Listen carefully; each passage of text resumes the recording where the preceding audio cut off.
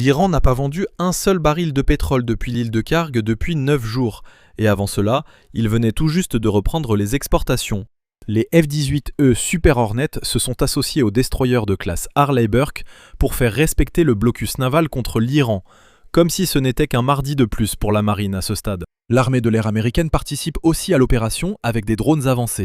Abraham Lincoln, ce groupe aéronaval, force les navires à faire demi-tour qui essaient de franchir le blocus. Maintenant, ces marins sont en mer depuis 237 jours. C'est l'escadre aérienne et les navires qui empêchent les mollahs iraniens de gagner de l'argent. Ils font respecter ce blocus à l'île de Karg sans même avoir à prendre le contrôle de l'île de Karg. Nous allons évoquer à quoi ressemblerait une véritable invasion et la prise de contrôle de l'île de Karg. C'est le terminal qui expédie environ 9 barils sur 10 que l'Iran exporte. Les 3 postes de chargement de l'île de Karg sont restés vides depuis le 31 juillet. Pas ralenti, pas réduit, zéro. Et hier, le Conseil suprême de sécurité nationale de l'Iran a répondu en émettant 6 conditions pour la réouverture du détroit d'Ormuz, y compris des réparations de guerre, le retrait des forces américaines de toute la région, quitter toute la région du Golfe Persique, 9 jours, 0 baril, et 6 exigences de la part des gardiens de la Révolution. Nous sommes le 9 août tout le monde, bienvenue dans la vidéo, j'espère que vous allez bien, où que vous soyez. Voici ce que nous allons aborder aujourd'hui. Ces Super Hornets décollent de l'Abraham Lincoln. Il y a aussi des F-35 de l'armée de l'air dans la région. Les bateaux drones d'attaque Saronic Corsair de 24 pieds qui pourraient être utilisés si l'île de Karg devait être saisie. Un drone sous-marin n'a pas encore été confirmé comme utilisé au combat, mais il pourrait l'être en ce moment même. Sinon, je trouve que c'est une très bonne idée. Est-ce qu'on pourrait accélérer tout ça, s'il vous plaît? Pourrions-nous, s'il vous plaît, les recevoir en livraison Prime en 2 jours? Ce serait génial. C'est un robot sous-marin qui s'accroche à la coque et se fait transporter jusqu'au combat. L'île de Karg elle-même et les 2 fois où l'Amérique a déjà attaqué les installations pétrolières iraniennes de manière musclée en 1987 et 1988, l'île de Karg a été frappée. Nous parlerons également de satellites conçus pour traquer les avions depuis l'orbite dans la section Tour d'horizon mondial, ainsi que d'un tout nouveau commandement américain qui couvre un hémisphère entier et pourquoi cela compte. Nous ferons aussi une brève mise à jour sur la guerre Russie-Ukraine.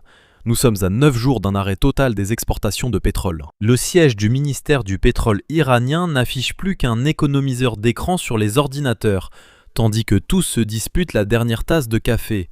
Quand on repense à cette histoire, on évoque la mission qui pourrait avoir lieu, et beaucoup disent qu'il faut prendre l'île de Karg. J'aimerais vous soumettre ceci. Prendre l'île de Karg pourrait être envisagé un jour, sans reproduire le passé. Nous avons de nombreux chasseurs pour les frappes, et pensons aussi aux bateaux autonomes. Pensez à ce corsaire ou à un bateau comme ceux utilisés en Ukraine qui débarque une mitrailleuse de calibre 50 sur une plage et tire ensuite sur les positions russes sans mettre aucun membre du personnel en danger. C'est l'une des meilleures façons, je pense, si jamais il faut vraiment prendre l'île de Karg, ou au moins empêcher l'Iran de l'utiliser. Si on ne veut pas maintenir le blocus, il suffit de poursuivre le harcèlement avec bateaux-drones, mitrailleuses calibre 50, avions de chasse et drones avancés. Employer en gros la tactique que l'Iran utiliserait pour attaquer nos troupes sur l'île de Karg, mais cette fois contre eux. Ne laissez pas l'Iran lancer tout ce qu'ils ont contre nos troupes. Au final, on peut simplement s'assurer qu'ils subissent une pression constante grâce à ces différents systèmes, ces systèmes robotiques, l'IA, des satellites spatiaux qui suivent tous les mouvements de l'Iran et utilisent leurs pires cauchemars contre eux. En utilisant leur stratégie de drone Shahid qu'ils ont déployée dans les quartiers, on fait exactement la même chose contre eux, mais à un niveau militaire, en frappant leur armée, en frappant leurs moteurs économiques. Plusieurs façons de faire cela ici ne ressemblent pas à une invasion totale de l'île de Karg. Beaucoup d'entre vous ont posé des questions sur cette invasion. J'espère que cela aide à clarifier un peu cette réflexion et ce raisonnement. Ce n'est que mon avis que j'ai élaboré en réfléchissant à la manière dont l'île de Karg pourrait être prise. En plus du simple blocus naval, même si le blocus naval fait actuellement un excellent travail en supprimant systématiquement la capacité des mollahs à financer l'ensemble du régime, donc quand il s'agit d'innovation, surtout en mission de combat, je pense que l'innovation est l'une des choses les plus importantes. J'ai eu une mission de combat, racontée dans mon livre Take Command, où je travaillais avec une équipe des opérations spéciales. Des dirigeables équipés de caméras avancées montaient dans les airs. et cela nous a permis de suivre les forces Quds iraniennes qui opéraient en Afghanistan. Nous avons pu les suivre grâce à une technologie de pointe que certains pensaient vouée à l'échec, comme l'usage de dirigeables dans les montagnes d'Afghanistan. Est-ce vraiment logique au premier abord? Parfois, il faut lire entre les lignes et explorer les zones grises. C'est ce que je fais dans mon livre en abordant divers domaines qui, selon moi, vous aideront dans votre vie personnelle et professionnelle. Des façons de penser qui m'ont permis de réussir alors que j'étais assis dans le cockpit de ce F-15E en essayant d'être aussi innovant que possible. Ainsi, vous pouvez tirer parti de certaines de ces leçons que vous pourrez appliquer à votre vie personnelle et professionnelle. Ce sont des leçons issues de l'état d'esprit d'un pilote de chasse et je sais qu'elles vous seront utiles. Elles m'ont aidé lors de 70 missions de combat et m'ont permis d'être pilote des Thunderbirds pendant environ 2 ans et demi. Il y a donc beaucoup d'histoires amusantes ici et des choses qui, je pense, vont vraiment améliorer votre vie. Rendez-vous sur mabibook.com et précommandez un exemplaire. Ils seront expédiés à l'automne, alors prenez-en un dès maintenant, avant la rupture de stock. Voici la contradiction exploitée hier par Téhéran. Le ministre des Affaires étrangères a déclaré que les discussions avec Oman approchent de leur phase finale. Ensuite, le Conseil suprême de la sécurité nationale a publié une liste de 6 choses que l'Amérique doit faire en premier. Lever le blocus naval, lever les sanctions, retirer complètement les forces américaines de la région, payer des réparations pour les bombes que vous avez larguées. Honnêtement, on devrait leur envoyer une facture pour toutes les bombes larguées, puisqu'ils refusent de négocier. Après, ils demandent qu'on libère les avoirs iraniens gelés. Et puis pensez à cette distinction, parce que pour moi, c'est toute l'histoire et presque tout le monde se trompe. L'Iran ne dit pas qu'il n'y a pas de discussion. L'Iran dit qu'il ne parle pas aux États-Unis, même si le président a affirmé qu'il est directement impliqué dans les discussions. 16 navires étaient ancrés près de l'île de Kharg cette semaine, le nombre le plus bas observé depuis des mois. Pendant ce temps, le commandement central des États-Unis montre que tout cela se résume à des chiffres. 53 véritables navires commerciaux. Je crois que j'ai dit 51 tout à l'heure. 53 détournés, 2 mis hors service, 2 arraisonnés, et plus de 30 navires autorisés à passer directement en transportant de l'aide humanitaire. Ce dernier chiffre est important et personne n'en parle. Tout le monde dit que le détroit est complètement fermé. Non, ce n'est pas le cas. La marine, l'armée de l'air américaine et les Marines sur place facilitent le passage de ces navires. Et si les États du Golfe ont arrêté de faire semblant, c'est parce que samedi, donc hier, un missile a frappé un pétrolier appartenant à la compagnie pétrolière nationale d'Abu Dhabi dans le détroit. Le ministère des Affaires étrangères des Émirats arabes unis n'a pas employé de langage diplomatique, qualifiant simplement cela d'acte de piraterie, ce qui est ironique. En plus des avions de chasse et des drones avancés, l'une des armes américaines les plus importantes dans le Golfe jusqu'à présent est un bateau de 24 pieds sans personne à bord. Et la première chose pour laquelle il est devenu célèbre, c'est d'avoir sauvé 2 vies.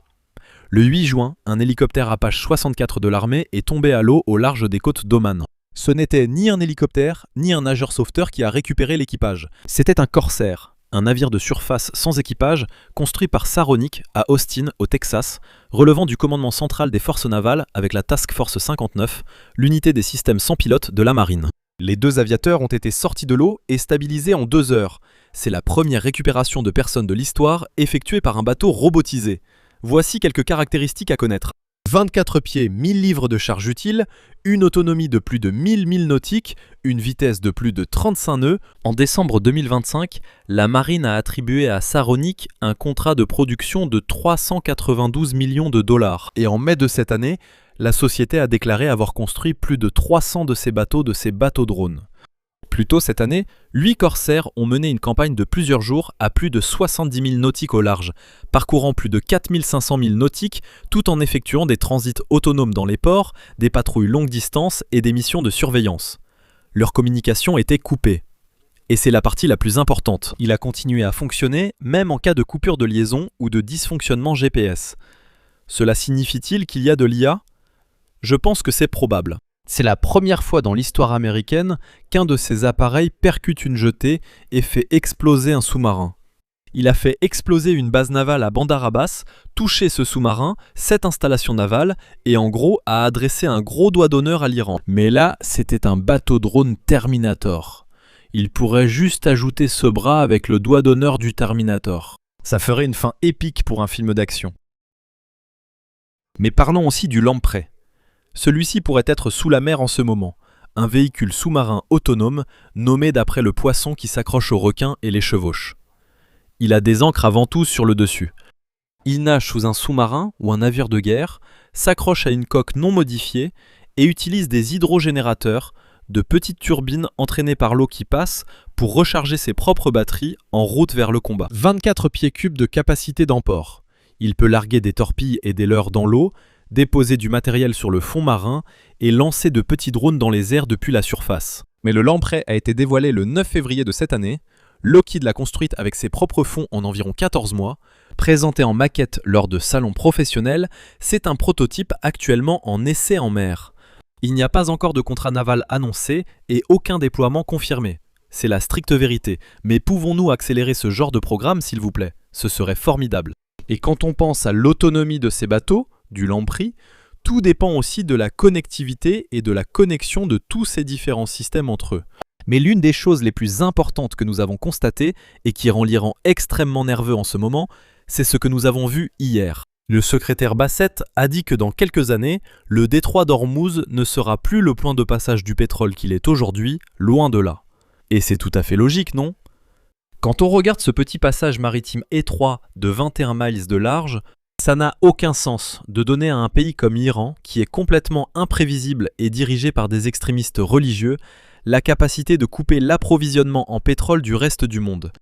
Donc le secrétaire Bassett a dit que dans quelques années, la plupart du pétrole circulera par des oléoducs souterrains et qu'il n'aura plus besoin de passer par le détroit d'Ormuz au même niveau qu'actuellement. Donc en gros, ça enlève à l'Iran le principal atout qu'ils ont sur la table. Et c'est pour ça que je pense qu'ils deviennent extrêmement nerveux en ce moment, et qu'ils commencent à attaquer ces navires. Bienvenue dans le tour d'horizon mondial, mon ami. Donc il y a quelques sujets que nous devons aborder, des informations de dernière minute dans le monde entier. Imaginez un équipage d'I-3 en patrouille pendant 9 heures au-dessus d'une zone maritime étrangère, car c'est le seul moyen d'identifier un avion en mouvement à distance. La force spatiale vient justement de mettre fin à cela. Donc, au lieu d'avoir un AWACS au-dessus de nos têtes, et c'était un élément majeur dans l'aviation de chasse, ces gros avions sont des cibles pour la Chine. La Chine veut les abattre. C'est là qu'intervient la force spatiale. Elle a choisi Rocket Lab Systems Technology Research et une troisième société non révélée pour un programme de 50 millions de dollars destiné à construire des satellites capables de suivre avions et menaces de missiles depuis l'orbite. Les actions de Rocket Lab s'élèvent à 397 millions pour construire et exploiter plusieurs satellites plats. Donc un flatellite est un satellite conçu pour être empilé dans de grandes constellations, lancé par la fusée Neutron. Le programme s'appelle Space-Based Airborne Moving Target Indicator et son objectif déclaré est la surveillance persistante des zones où les avions pilotés ne peuvent pas opérer en toute sécurité. Mais pourquoi est-ce important ? C'est similaire à ce que j'ai évoqué avec le Corsair, mais cette fois conçu pour l'orbite, pas pour l'eau. Vous avez quelque chose de totalement autonome au-dessus de vous qui suit les avions venant de Chine, de Russie, d'Iran, vous donnant une vision bien plus large que ce qu'un AWACS pourrait offrir, même si l'AWACS est excellent. Rappelez-vous, la Chine tentera d'abattre l'AWACS dès la première minute. Cela retire cette capacité à des pays comme la Chine et c'est énorme. Passons à la deuxième histoire. Imaginez un quartier général qui devient opérationnel à minuit avec des indicatifs d'appel que personne n'a jamais utilisés auparavant. Le 3 août, le commandement Sud a activé la force opérationnelle interarmée hémisphère occidental sous le commandement du général Kevin Jarrok, remplaçant la force opérationnelle interarmée Southern Spear provisoire. Et en intégrant 18 nations partenaires de la coalition anti-cartel des Amériques, comme vous le voyez, de nombreuses actions visent à lutter contre les cartels, les stupéfiants, le fentanyl et à détruire leur capacité à créer des chaînes d'approvisionnement. Cela implique d'utiliser des drones avancés, comme le Corsair, le Lamprey et d'autres systèmes similaires, ce qui marque un nouveau niveau de guerre contre les cartels. Troisième point dans le tour d'horizon mondial, la guerre à longue portée entre Russie et Ukraine s'est intensifiée cette nuit.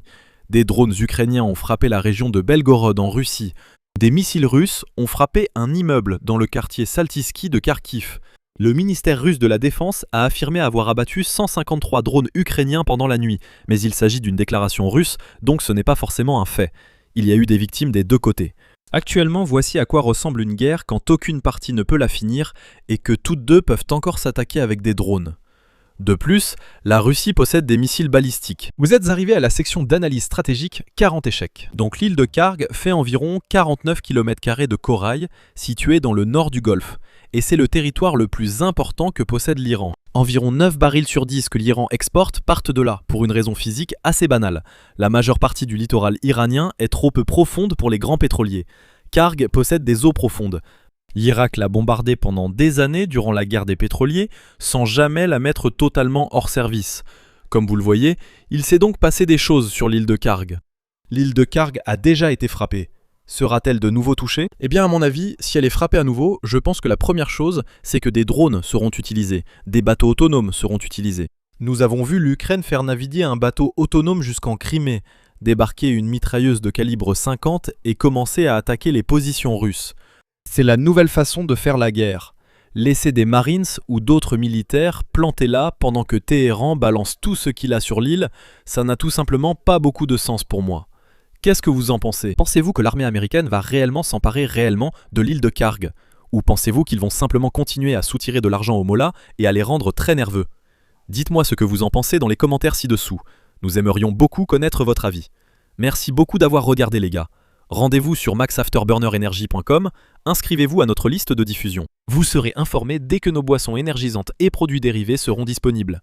Merci de votre attention, c'était Max Afterburner. À bientôt.